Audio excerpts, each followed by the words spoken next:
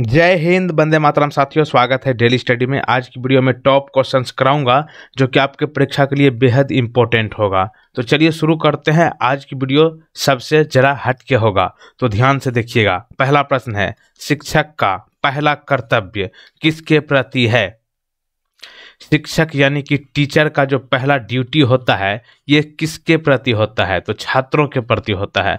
Option number A. तो देखिए, शिक्षक का पहला कर्तव्य छात्रों के प्रति है, क्योंकि ये एक बड़ी जिम्मेदारी निभाते हैं छात्रों की ज़िंदगी में। तो देखिए, छात्रों को सफलता में योगदान दें, सभी छात्रों की सिखाने की विविध आवश्यकताओं को समझने और उन्हें जानने की कोशिश करते हैं शिक्षक। और छात्र की प्रगति, व्यवहार, क्षमताओं आदि से जुड़ी किसी भी समस्या से निपटाना में भी मदद करते हैं। अगला देखिए, किस दिन विश्व पर्यावरण दिवस को मनाया जाता है?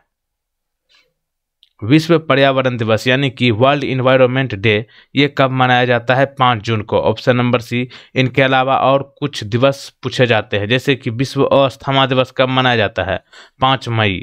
ठीक, जून में होता है पर्यावरण दिवस 5 जून को, और 5 मई को होता है विश्व अस्थमा दिवस। राष्ट्रीय स्मृति दिवस यानी कि याद करने वाला दिवस 25 मई। विश्व बुजुर्ग दुर्व्यवहार जागरूकता दिवस 15 जून। सहकर्मी समूह सदस्यता को इनमें से किस अवस्था के दौरान अधिक महत्वपूर्ण माना जाता है? सही जवाब होगा ऑप्शन नंबर बी, किशोरावस्था। तो देखिए, किशोरावस्था एक संक्रमणकालीन अवस्था है जो 12 से 19 वर्ष के बीच होती है, जब बच्चा शारीरिक और मनोवैज्ञानिक रूप से वयस्क में विकसित होता है। सहकर्मी का मतलब वही साथी संगत, ये जो है ज़्यादातर किशोरावस्था में ही होता है। तो ऑप्शन बी यहाँ पे सही जवाब। अगला देखिए, बुद्ध चरित्रम पुस्तक के लेखक कौन है? बुद्ध चरितम पुस्तक के लेखक की बात करें, ये होगा अश्वघोष। Option number B. Question number next, Gandhi ji की बुनियादी शिक्षा की योजना में शिक्षण की अनुसंधित विधियां किसकी विचारधारा के समतुल्य है? ये होगा आदर्शवाद। Option number A. तो देखिए, गांधी जी की बुनियादी शिक्षा योजना पर जोर क्या क्या पड़ा है? शिक्षा के बच्चों के मन, शरीर और आत्मा को विकसित करने के लिए शिक्षा के माध्यम के रूप में स्थानीय शिल्प को रखना चाहिए। शिक्षा को बच्चों को खुद को बनाए रखने के लिए, अपनी प्रतिभा और कौशल का उपयोग करने के लिए आत्मनिर्भर भी बनना चाहिए। अगला देखिए, भारत में सबसे बड़ा गुफा मंदिर कौन है?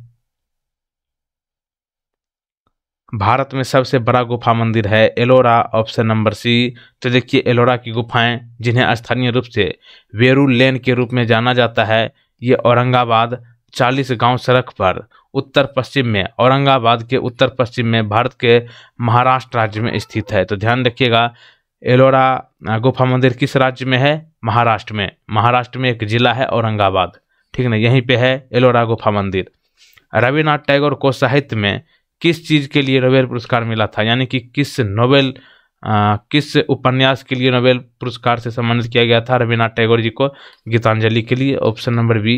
तो देखिए, गीतांजलि जो है बंगाली कवि रविन्द्रनाथ टैगोर द्वारा कविताओं का एक संग्रह है, और रविन्द्रनाथ टैगोर को 1913 में नोबेल पुरस्कार से सम्मानित किया गया था। किस बहुकोशिकीय दृश्य केंद्रिकी में कोशिका भित्ति होती है और प्रकाश संश्लेषण करती है? सही जवाब ऑप्शन नंबर ए, वनस्पति। तो देखिए, 5 जगत वर्गीकरण RH व्हीटर द्वारा प्रस्तावित किया गया था, जिनमें कि मोनेरा, प्रोटिस्टा, कवक प्राणी और वनस्पति है। शिक्षक और छात्र किन तरीकों से सम्मानजनक संचार का प्रदर्शन करते हैं? शिक्षक और छात्र किन तरीकों से सम्मानजनक संचार का प्रदर्शन करते हैं? तो यहाँ पे सही जवाब होगा ऑप्शन नंबर डी, इनमें से सभी। और सभी ऑप्शन को एक बार जरूर पढ़ लीजिए।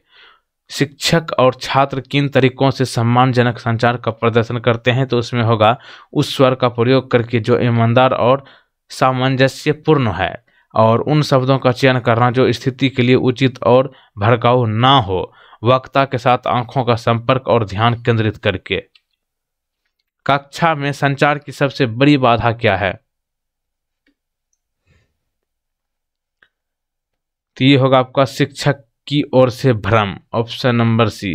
तो देखिए कक्षा में संचार की सबसे बड़ी बाधा शिक्षक की ओर से भ्रम। बाधा बहुत सारे होते हैं, जैसे कि सुनने में बाधा, भावनात्मक बाधा, सांस्कृतिक बाधा और ज्ञान संबंधी बाधा। इनमें से कौन सी शिक्षण की विशेषता है? ऑप्शन नंबर डी, इनमें से सभी। तो देखिए शिक्षण की विशेषता की बात करें तो यह अंतर्व्यक्तिक होता है, यह संवादात्मक होता है और यह सुविचारित होता है। और शिक्षण वह प्रक्रिया है जिसमें शिक्षक और छात्रों की सक्रिय भागीदारी शामिल होती है। और प्रारंभ में शिक्षण जो है द्विध्रुवी प्रक्रिया थी, जिसमें केवल छात्र और शिक्षक शामिल होते थे। लेकिन अब दूसरे पहलू वह है जो अच्छी तरह से मान्यता प्राप्त शिक्षण का पाठ्यक्रम, और यह ऐसा पाठ्यक्रम है जिसके माध्यम से शिक्षक और छात्र संवाद करते हैं, यानी कि शिक्षक और छात्र के बीच जो है बातचीत होता है कोई बुक लेकर के। पाठ्यक्रम मतलब वही हो गया बुक का कोई स्टोरी वगैरह, ठीक। पृथ्वी की सतह पर निकास वेग कितना होता है?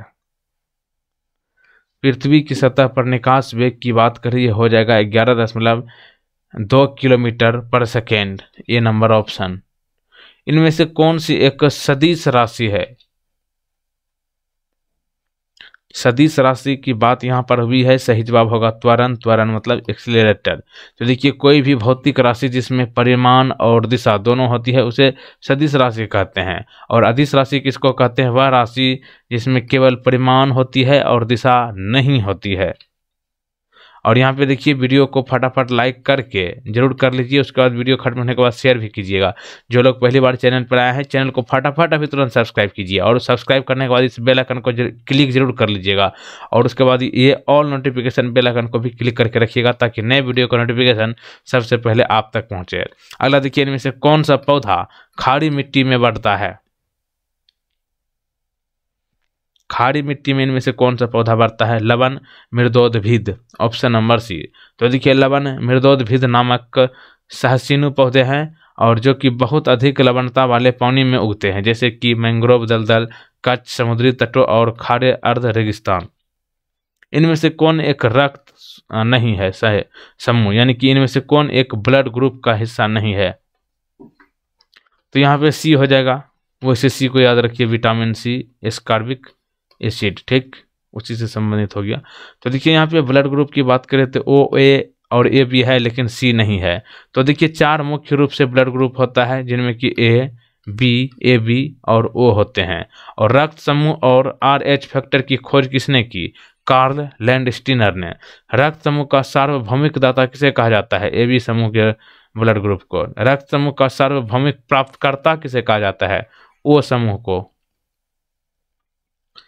अगला देखिए, एक शिक्षक जो छात्रों को दी गई कहानी का सारांश लिखने के लिए कहता है वह इनमें से किससे संबंधित शैक्षिक उद्देश्य का पालन कर रहा है? सही जवाब होगा ऑप्शन नंबर बी, समझ यानी कि बोध। तो देखिए बेंजामिन ब्लूम ने शैक्षिक उद्देश्यों का पालन किया है, मतलब उन्होंने दिया है, इसके बारे में बताया है। शैक्षिक उद्देश्यों को 3 पक्ष में विभाजित किया गया है जिनमें कि संज्ञानात्मक, भावात्मक और मनोक्रियात्मक। तो जो एक शिक्षक जो छात्रों को दी गई कहानी का सारांश लिखने के लिए कहता है ये हो जाएगा समझबूझ, यानी कि सारांश लिखना क्या, आप कहानी में क्या पढ़े क्या नहीं पढ़े, आपको क्या समझ में आया या नहीं आया, यही लिखने को बोल रहा, तो ये हो जाएगा आपका समझ। मान्य करना शिक्षा का कौन सा एक उद्देश्य है?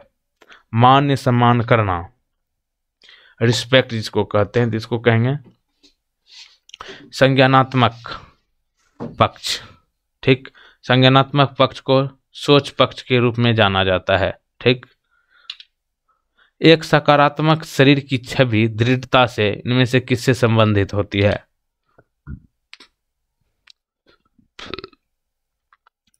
तो ये हो जाएगा आपका आत्मसम्मान। एक सकारात्मक शरीर की छवि दृढ़ता से जो है ये आपका आत्मसम्मान से संबंधित होती है, सी नंबर। तो देखिए सकारात्मक शरीर की छवि उस घटना को संदर्भित करती है जहां एक व्यक्ति अपने शरीर की वास्तविक आकृति और आकार को स्वीकार कर उसका मान और सम्मान करता है। और एक सकारात्मक शरीर की छवि दृढ़ता से आत्मसम्मान से जुड़ी होती है। किसने उत्पादक कार्य के माध्यम से शिक्षा के विचार पर जोर दिया था? सही जवाब होगा option number D, Mahatma Gandhi ji. तो देखिए, महात्मा गांधी जी ने उत्पादक कार्य के माध्यम से शिक्षा के विचार पर जोर दिया है, क्योंकि मूल शिक्षा की वर्धा योजना गांधी के शैक्षिक दर्शन का गतिशील पक्ष रहा है। बच्चों में संकल्पना का निर्माण किस पर निर्भर करता है? तो ये हो जाएगा संकल्पना की बात करें बच्चों में निर्माण होने का, तो ये इनमें से सभी होगा, ऑप्शन नंबर डी। जैसे कि बच्चों में बुद्धिमत्ता स्तर पर, उसके पिछले अनुभवों पर, उस वातावरण पर जिसमें वह बढ़ता और बढ़ती है, मतलब जिस क्षेत्र में रहते हैं। नहीं कहा जाता है जिस देश में रहिएगा वैसा, जैसा देश वैसा भेष, तो वही होता है। जल गैस किसका मिश्रण होता है? जल गैस जो है किसका मिश्रण है?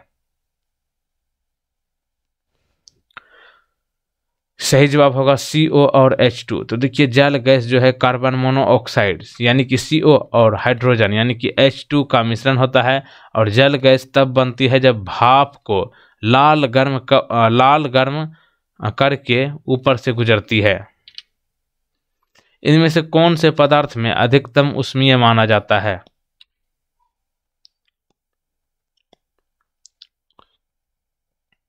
तो ये होगा आपका हाइड्रोजन, ऑप्शन नंबर सी। अगला देखिएगा क्वेश्चन नंबर नेक्स्ट, खारा पानी यानी कि ड्यूटेरियम ऑक्साइड का आणविक द्रव्यमान क्या है?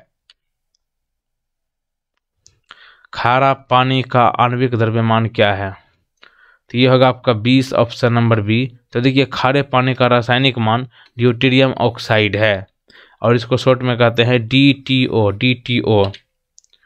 विद्यार्थी किस विधि से अधिकतम सीमा तक सीखते हैं? यानी कि लंबी समय के लिए याद रखना फिर सीखने यानी कि लर्निंग का प्रक्रिया को किस विधि से ज़्यादा दिन तक ये रख सकते हैं? तो स्वयं करके। नहीं कहा जाता है सेल्फ स्टडी से बढ़कर कुछ नहीं होता है। अपने आप को परीक्षण करते रहिए, जांच करते रहिए कि आप क्या कर सकते हैं और क्या किया। देखिए अगला, किसी कक्षा में संदेश स्वीकृति की संभावना को इनमें से किसके द्वारा बढ़ाया जा सकता है?